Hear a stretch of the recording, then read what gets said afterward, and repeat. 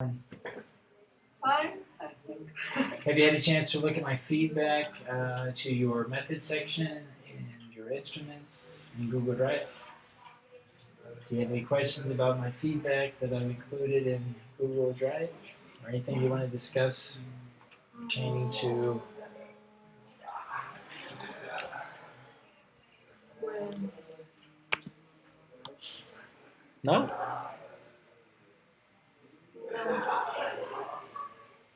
Can I see again? Sure, absolutely.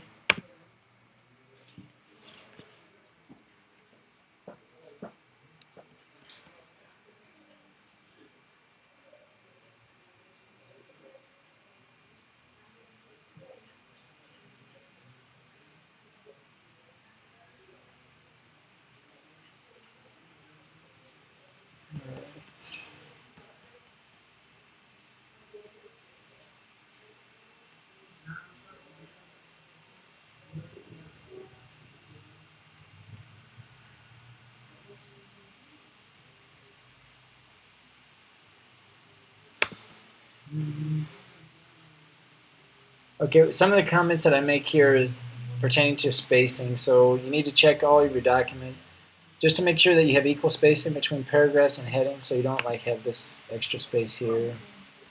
Some of the things are kind of small, but basically we want to have one paragraph for each section. So like here you have two paragraphs, so I would bring this into one paragraph. This is one paragraph, and this is one paragraph in each of the three. Yeah. Okay, thank you. Thanks.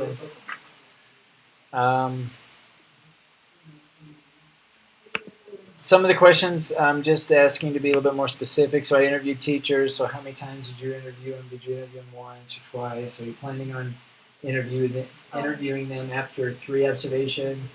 Or are you planning on doing an observation, interview, observation, interview?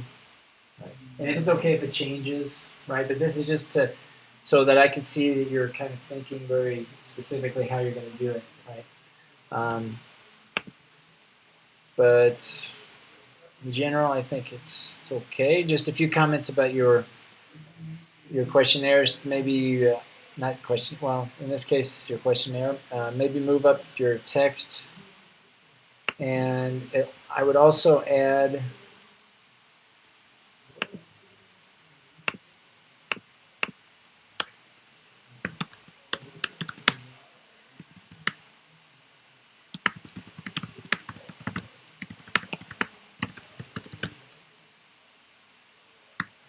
Make sure that each instrument has a level 2 heading. So just below Appendix A, you're going to have a level 2 heading. In this case, it should say teacher, looks like a teacher questionnaire, I guess. Yeah. Okay. So below Appendix A, teacher questionnaire, and then you can have this information about with the heading and so on. And what I would do is copy and paste the heading that you have, after you clean it up, and use the same heading for each instrument. So like just copy and paste it to here. You have observation sheet here, which is fine. I would just move that for this. I would move it up. Yeah. And again, I think just make sure you're consistent with the heading information. You want to try to avoid all this white space. You might even put like part of the text over here and part of the text over here, like 2 different columns, just to move the text up a little bit. And here, I don't think it's necessary to have lines because you're not going to know how much space that we need. And I think we talked about having a starting time, activity, and then a third term description. Okay. So, like the activity would be just warm up or, Activity and description. Yeah, the activity is just going to be a short phrase, whatever classification that you give it, and then the description is where you're going to be writing. But since you're not going to know how much space you're going to need or how many lines, just leave this blank here. It's okay to have lines in your heading, but here I would just leave it open, and then that way, when they move from one activity to the next, then you can write again starting time or time, whatever activity description, and just do it one time for the instrument. you can just write time, activity description, and that's it. And then leave the rest blank. So it's just going to be a big blank sheet. But you should have a header or a heading and these three criteria. Yeah. So again, I would just add a heading here.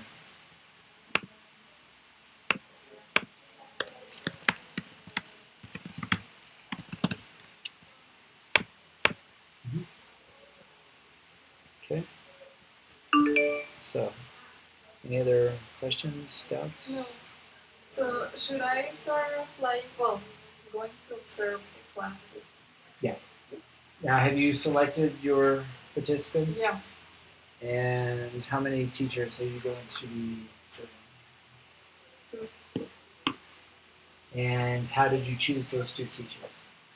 as you told me, And with the specifically? I analyzed the answers, Okay.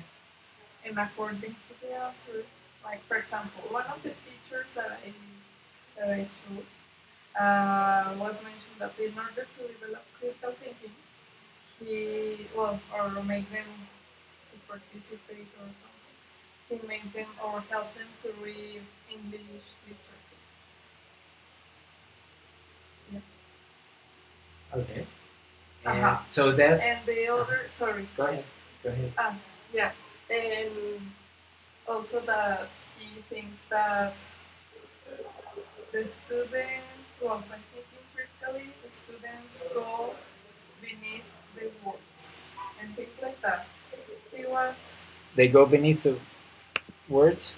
yeah, like not only, I don't know, mentioning, I live there, but I don't remember.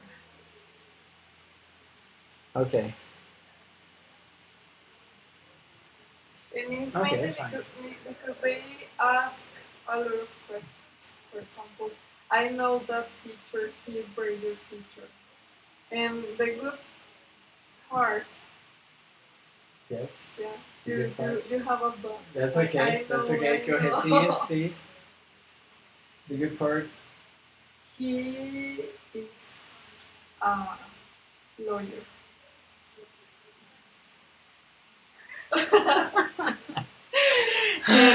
Look. And that's a good thing. Yeah. Okay. All right. Did you ask if he was a lawyer in the questionnaire? No. Did you I mention know. that he was a lawyer in the questionnaire? No. Okay. I know.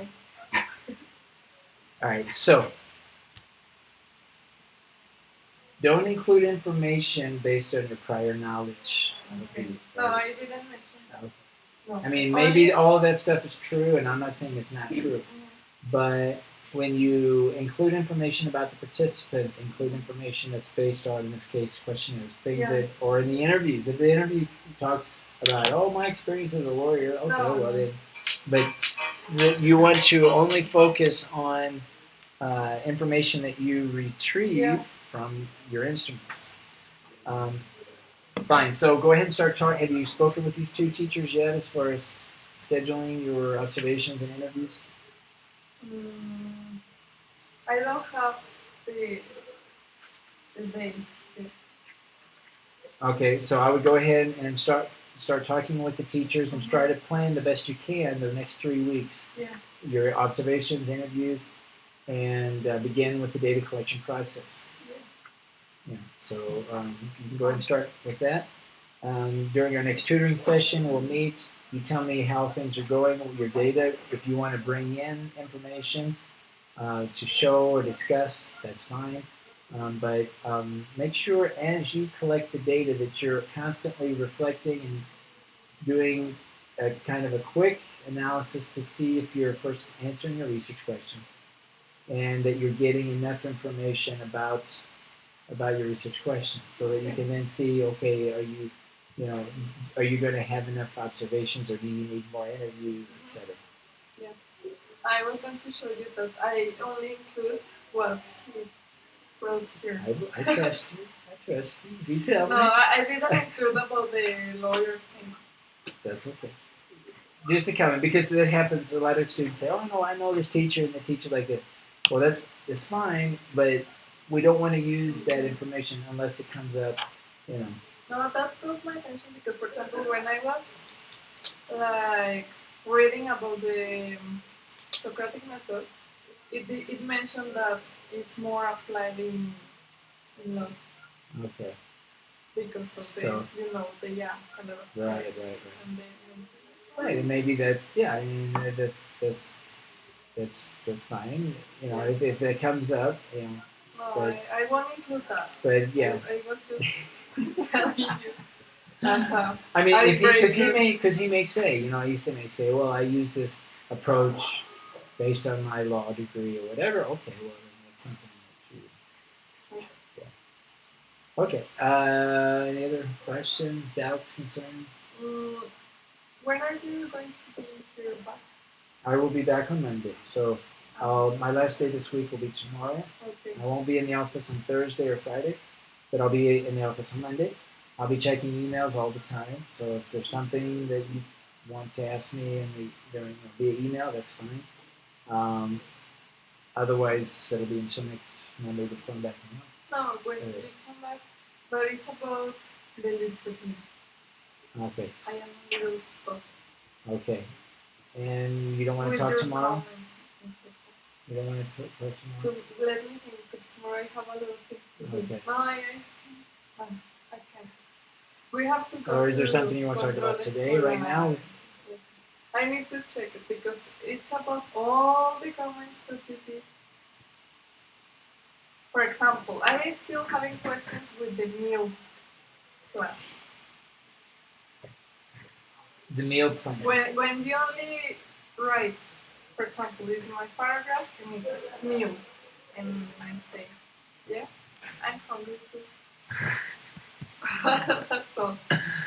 All right, let's take an example, because in general, that's the one thing you need to focus on the most is paragraph development. When I write out meal, I'm saying that this paragraph is not developed. It's not a developed body paragraph. And when I say body paragraph, I use the meal plan because it's an acronym that helps remind me what I need to include when I develop a body paragraph. That it has a topic sentence, that it has evidence, and in our case, evidence with citations. It has sentences that analyze or its comments on the evidence and relationship to the main idea. And at the final sentence, the very last sentence of each body paragraph links the idea that you just mentioned in this paragraph with the next paragraph or the next idea. So it's going to be one of those things. Each sentence should fall under one of those types of sentences. Okay, we know the first sentence is always the main idea or the topic sentence. We know the very last sentence is the linking sentence. And so let's just take a quick look. Like here, for example. I would look at this paragraph right here. See that? Okay. And I would do this right away in the open. Now, why do I say that? Well, the first thing is you have three sentences. I see that right away. I count the sentences right off the bat. If you have a paragraph with 1 to 2 to 3 sentences, I know something's missing. Okay. Now, second, the first thing I notice here, you have a quote at the very end. So we know the very last sentence is going to be what? The link. Right. So something's weird. That doesn't mean that this doesn't go there. Okay. But it's the way in which you're presenting the ideas. Typically, it's main idea first. Okay. Second sentence, evidence. Jump right to it, evidence. Okay. Now, you could go main idea, evidence, analyze, or you could go main idea, evidence, analyze, evidence, maybe, or maybe main idea, evidence, analyze. These are all types of sentences. Okay. Right? There's a lot of variation, but I know right away that the first sentence, like sometimes and maybe not in your case, but sometimes students write out a citation in the very first sentence. Something's wrong right there. Okay. Because the main idea should be your own original idea. you come up with this claim, and I included some links about claims, about what a claim is. Mm-hmm. It's where you state a position, something that is that you are. It's an assertion. It's something that you are claiming that you feel that is true, and so it's your original idea. The evidence, that is, the citation, should complement, should support your main idea. Mm-hmm. So if you look at any body paragraph, the evidence will be citations, but the main idea is going to be your idea. The evidence sentences, your idea, because you're just talking about you're commenting on the evidence, and the linking sentence is also your main idea. Let's look at another example, like this one right here. But my doubt is that, for example, in that part, we are not supposed to include our own words. 50% of what you write should be your own words, your own ideas. Don't confuse. Here's the thing. It's not your. Over 50% of your words should be your main idea. That is no citation. Okay. Now, what you don't want to do is give your opinions on the evidence mainly. I mean, a literature review is you talking about what others have done. But you're talking about what others have done. You're building an argument around ideas, some of which are your own ideas. Some of my ideas are coming from outside sources. So it's not, don't confuse that everything should be what other people say.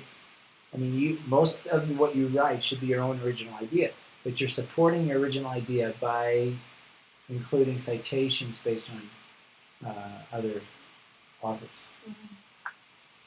So that's kind of, maybe that's where the confusion is here.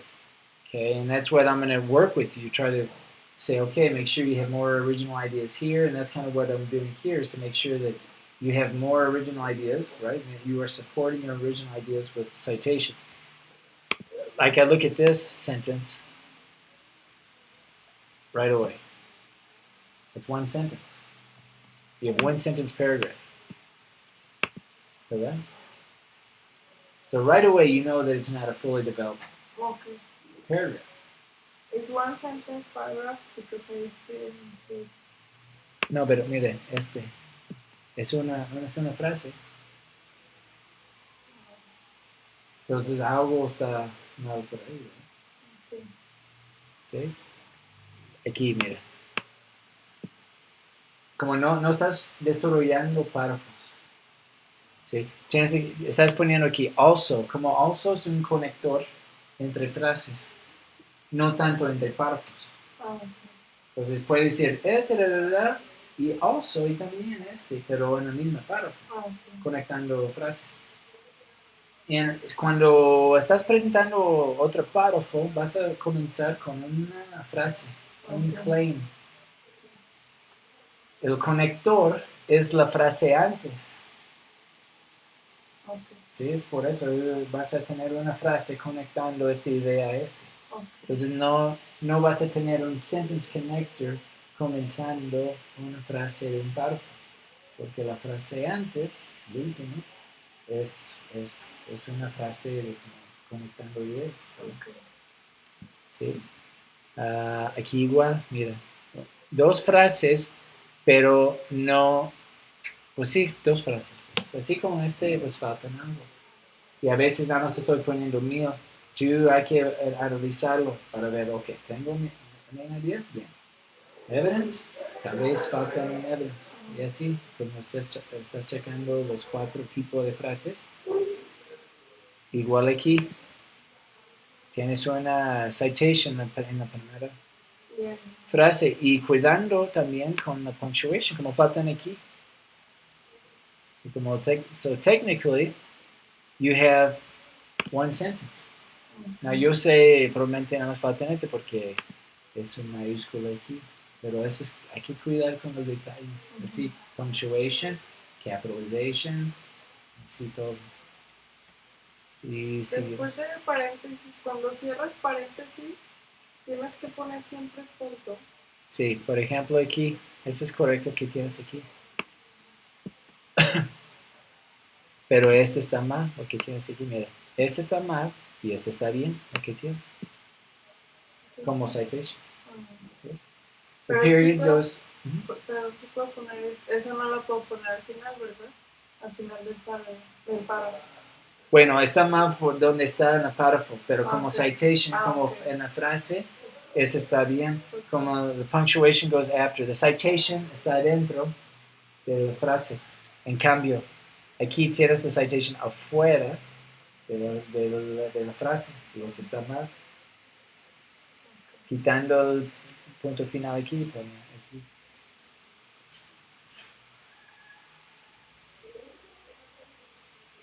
¿Qué más? ¿Lo quitas? Bueno. Bueno, no estamos viendo el documento Word, pero esa es la... Como aquí, according to, estás comenzando con... Y ahí no se puede. Entonces, cada párrafo es una idea. Piensas así. Okay. Cada párrafo, eso es una idea. Y dentro de este párrafo tienes que desarrollar esta idea. Y cuando digo desarrollar una idea, es main idea, evidence, analyze y link. Eso es lo que me refiero cuando digo desarrollando una idea. Si no está desarrollado, entonces el párrafo es incompleto, no es completo. Claro que sí.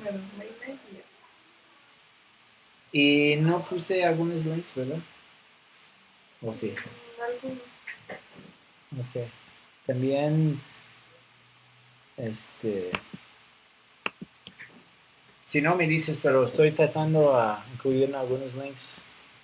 Es main idea. Después, Main idea, evidence.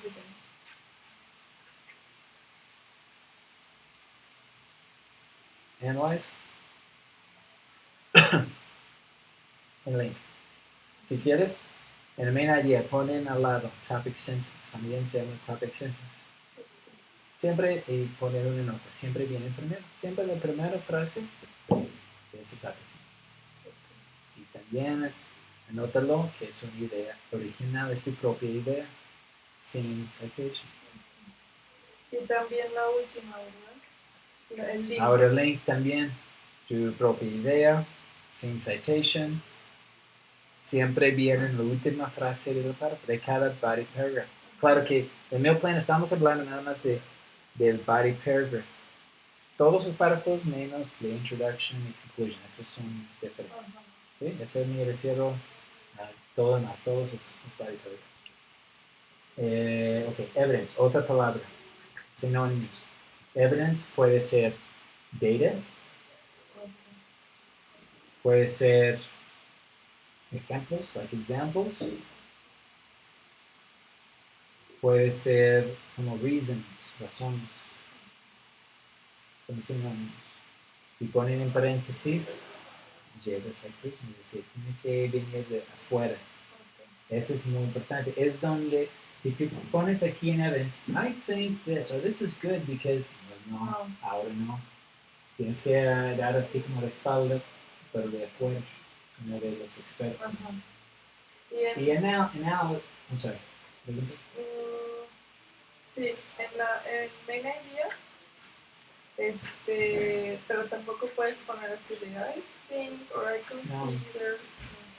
No. Tú pones alguna claim. Yo tengo un sitio, una página en Canvas donde está explicando así claims, pero claim is something that is, for example, you take like a responsible party, some person, and what action should they take? You are proposing something. Okay, it's an idea that has a dynamic verb that typically is not a verb to be.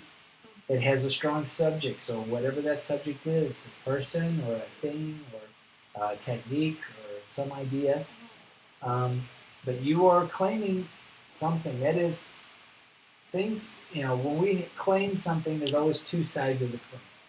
But for example, I can write, teachers have to.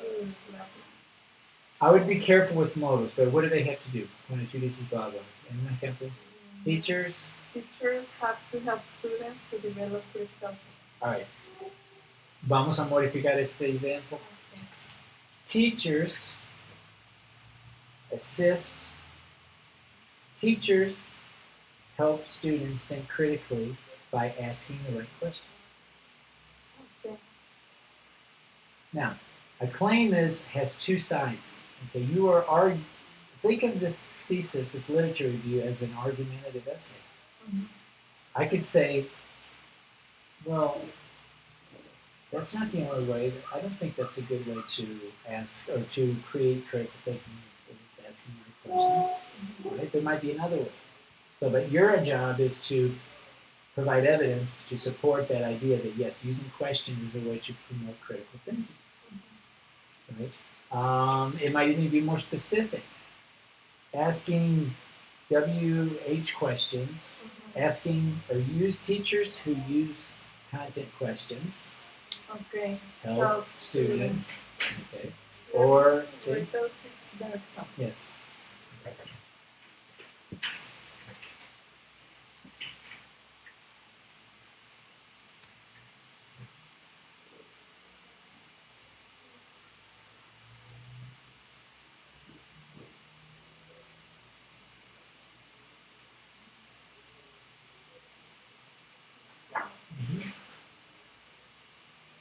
So you have a strong subject, right? You try to find good dynamic verbs,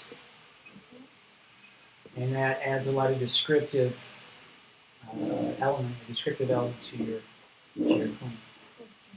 You want to avoid definitions. A common error is to just define something in the topic sentence. Okay, yeah. Essential question is one that and you define. When you define terms, those should be evidence. You want experts to define your key terms. So if you want to define essential question, then you talk about Wiggins and McTighe. According to Wiggins and McTighe, an essential question is this. But this is to support some other idea about essential questions. Essential questions allow students to think critically. That's your claim. Next sentence. Essential question is, according to Wiggins and McTighe, este. Y así mis comentarios. Y luego analyze. Then you analyze, compare, and contrast. So going back to our list here, analyze, another word for analyze. You can compare and contrast. Okay. You can synthesize. You can, another word could be that you just comment, that you comment on the evidence, but you want to try to talk about the evidence in relationship to the main idea. So just because you have a claim and you have the evidence doesn't mean that they necessarily relate. You want them to relate. But sometimes you comment on them to support this relationship between the evidence and the main idea. So it's very clear why you chose this evidence to support this main idea. Okay. And then the last sentence is a link. It's just a link. I would add a note in the linking sentence. A lot of times a complex sentence is a really good type of sentence to use as a link. For example, you might say, although blah, blah, blah, blah, blah. Although this is the prior idea. Although this, and then the main idea, teachers, da, da, da, da, and you have another sentence that is the next main idea. Okay. So remember, complex sentences, you have a subordinating clause and a main clause. Okay. And a lot of times, and you don't have to always do this, but this is one way, is you have a subordinating clause first, talks about the prior idea or the current idea in this paragraph, with the main clause that talks about the next idea. So you just connected two. Okay. There, and you don't have to do that for every main idea, but that's one way to do it.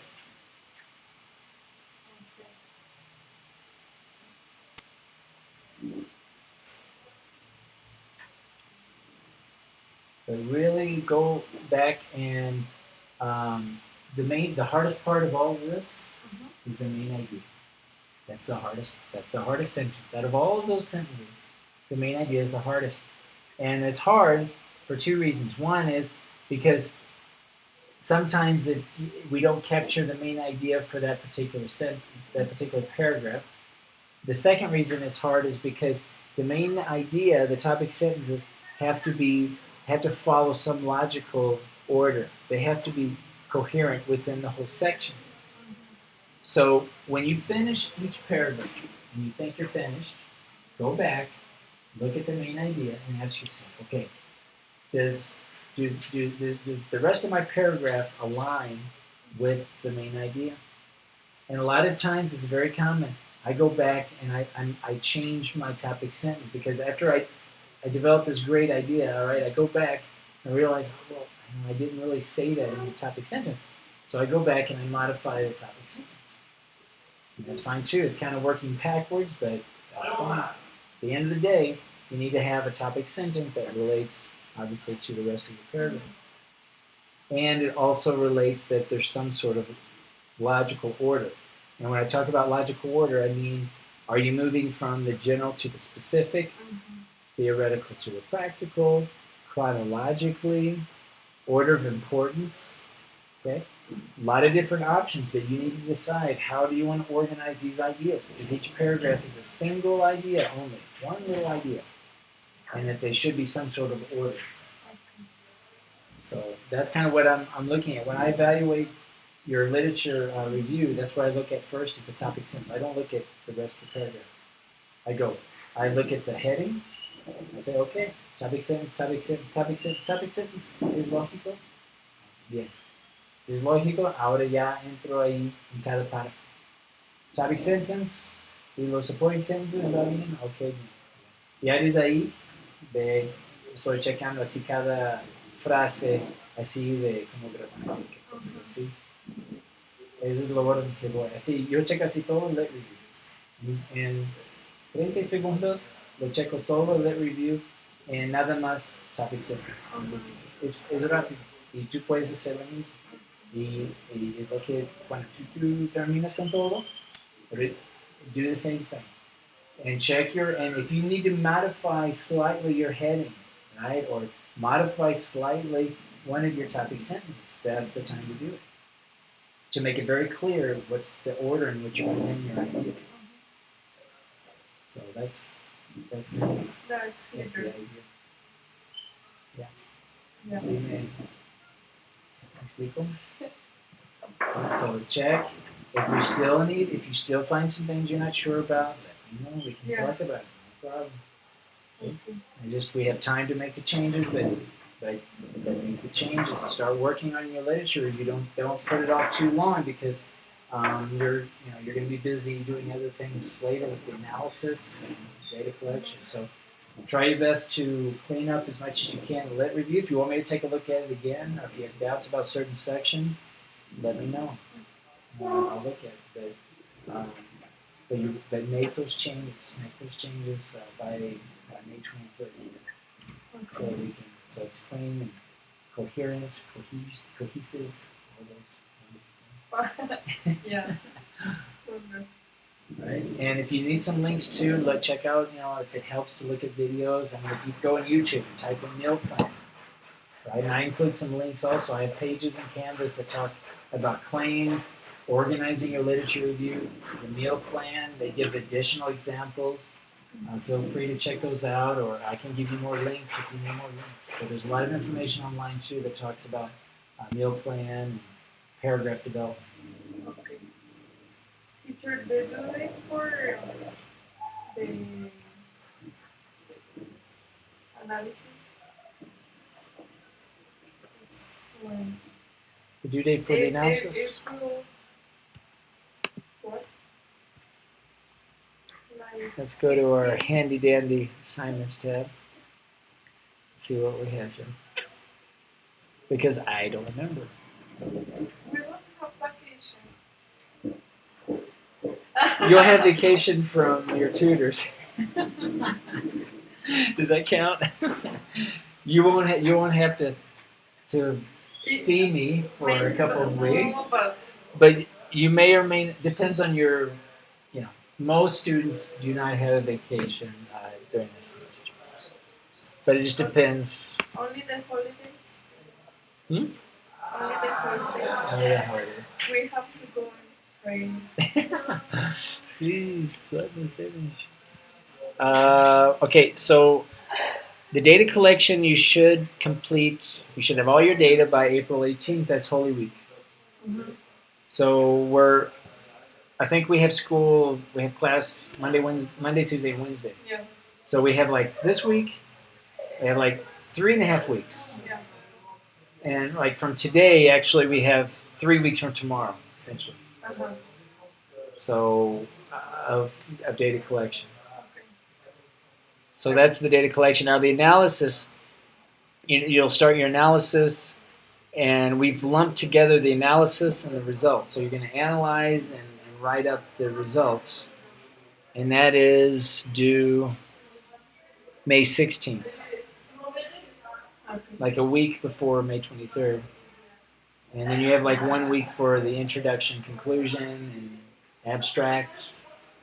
So yeah. Okay. So those are the big dates. So the 18th, everything should be collected. You should have all the information that you need by the 18th. But as you collect each week, each day that you observe a class, do a quick analysis. Look at your data afterwards. And ask yourself, okay, am I getting the information I need? Am I answering my research questions? So always look at what you have so far, and always look in the future and say, okay, am I doing well? Okay, am I getting enough information, or do I maybe schedule another observation, perhaps one more interview? Okay, and these are things too that we can discuss each week, right? But you need to be evaluating your progress each day, each time that you collect something new, just to make sure that you're always getting the information that you need. If you observe a class and you think that you get no information that helps you with your research questions, then we need to discuss that right away, because you're basically wasting your time. We need to figure out if you need to do something different, how you need to, what you need to do. So now, certain days are going to be better than others. But you should, every class that you observe, you should be getting something related to your research questions. And you need to work very closely with each teacher, and again, just, plan accordingly. Make sure that you're not, that you're planning, but you're not burdening this teacher also. Like if you feel like, wow, the teacher's like, oh, you want another interview, or how many interviews do you need? Well, I don't know. You have to plan accordingly. So you're at their, it's their choice, right, to help you. So you need to really just make sure that you are in close communication with each teacher, and always ask yourself if you're getting what you need from this person. Mm-hmm. Okay? And that's why this first conversation is very important. So you can say, okay, I'm going to be collecting data for 3 weeks. Can I observe three classes next week and interview you at the end of the week? Is that possible? And so you work it out. They don't work. Yeah, they Well, don't work the Holy Week. So right, the Holy Week I'm not even counting. I'm telling all my students, okay. look, don't even count. I mean, if you can get a couple more, great, on Monday, Tuesday, and Wednesday. But I'm telling you, most schools, they may not do much that week. So do your best to collect it these first 3 weeks. That is this week, next week, and the following week.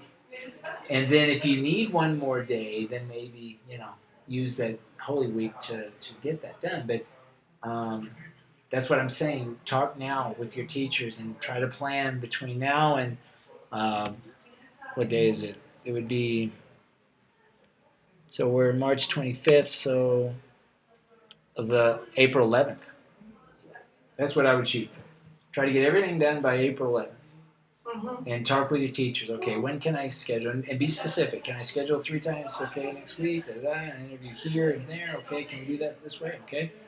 And then as you progress, if you make some changes, fine. Right? If you need an extra interview, fine. Or if the teacher says, how about today instead of tomorrow? Fine, whatever. But that you plan as best you can so that you don't run into some unexpected surprises. Like you arrive one day and they don't have class. There's a teacher's meeting or a parent conference or whatever. And And for example, let's say that I observe the teacher, I know, tomorrow. And the interview has to be done right after the okay, so the you need observation. to decide on when you're going to apply the interviews in this case. Okay, some students are applying the interview at the very end after 3 observations. After they finish with all the observations, they're doing their interview. Okay. Some they may plan to do an interview after 1 observation. Here's the thing: when you finish 1 observation, you need to ask yourself, okay, do I need to ask? Do I need to talk to the teacher to really get some vital, really important information that I need to continue my observations, or is it better to wait? Now, if you interview a teacher before you have finished all of the observations, then you realize too, depending on what you ask, that you are perhaps influencing how they might behave in class later on. So you have to be very careful about, if you decide to do that, which types of questions you're going to ask. Maybe So that you don't reveal too much about what you're looking at. Because if I know what you're going to investigate, I'm saying, oh, she asked me a lot of questions about questioning. maybe So I'm going to ask these types of questions because she's looking at how, so I'm not saying that you don't have to do that. You shouldn't do that, but you have to be careful about the types of questions. Maybe you ask other questions in your interview that don't have anything to do with directly related to your research questions. They don't reveal a lot of information, but that it would help you in your analysis later on. So you have to be kind of careful. Okay. And I can't tell you right now, or should you decide? You should not decide right now exactly when you're going to do your interviews, but you might ask your teacher. Now, planning on 3 observations and a couple of interviews. Is that okay? 2 or 3 interviews? Maybe say, well, I don't have a lot of time. How about 1 interview? Okay, that's better. Well, then if you know you only have 1 interview, then maybe do it at the end. But so a lot of it depends too on the teacher's reaction, the availability of the teacher. Because if you feel, based on your conversation, that the teacher feels inconvenienced, or it's a burden or a problem, or you're just taking up too much of their time, then you have to adjust, right? But at the end of the day, you need information from this teacher, and so that's why, again, this first meeting is very important. That you want to be, lay it all out, and you come prepared. So this is more or less how I'm planning, and then you change accordingly. You adapt however you need to adapt with the teacher. And we can discuss this after the first observation. If you're thinking about doing an interview, but you're not sure if you should do an interview, or you're not sure about what to ask, then we can discuss it. You can come in, and it doesn't matter if it's a tutoring session or whenever during the week, whatever time, you let me know. We can discuss it, and I can try to help you decide if you think you need one or not. But I can't really tell you for sure unless you have first a reason to do it. It needs to be a good reason to do the interview. Okay. So I think let's plan on handling it that way. Go ahead and start talking to your teachers, and Okay. we'll see how you progress for next week. Yeah. I hope this week, for example, Friday, observe at least one of the teachers. Okay. In next week, I will try. Maybe what is today? Tuesday, Thursday, and Friday. And next week, the other 2 observations. When do we meet? Do we meet every on Tuesdays normally? Or Thursdays? No, Thursdays. Thursdays, okay. Okay. And maybe next Thursday I will have. So you can't observe before Thursday? Yeah, right. Oh. It's what I told you. For example, this week, Thursday and Friday. Right. Each and next teacher. week? Next week, Monday and Tuesday. Okay. Or Tuesday and Wednesday. Okay. Yeah, and at the end, the interview. Mm-hmm. Yeah, I will talk to them today. Okay. So yeah, just talk to them, and we'll see next week. You let me know how things are going. Okay. All right. Yeah, that's all. Okay. This is going. Okay. See you. Take care. You're welcome.